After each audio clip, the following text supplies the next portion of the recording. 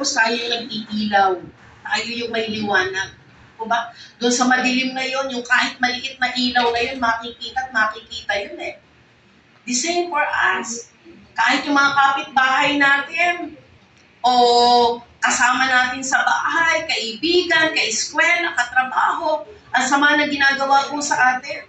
Huwag po natin tatapatan yun ng kasamaan. Gaganti ako. Yung gaganti. Sabi ng Panginoon, vengeance is mine. Hayaan yung ang Lord ang magbago sa Kanya. Hayaan yung ang Panginoon siyang kumilos sa Kanya. Huwag kayong gaganti. Pakitaan niyo pa rin ang kabutihan. Amen?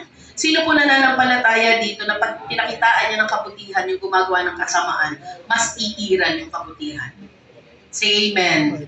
Amen. Kasi ang nasa Panginoon, yun eh. Ang Lord ang bahalang kumilos po doon. This world needs more kindness. Kaya I know, paglabas po natin ng JILT Bagan, kung saan man tayo humantong at dalhin ang ating mga paa, hindi mauubusan na tayo makakagawa ng kabutihan sa ating kapwa. More smiles. Ngiti. Sige nga po, ngiti. Ano nga po katabi nyo? Hindi po ngiting artista ha. Ngiti talaga na nagmumula sa puso. Kahit bungi.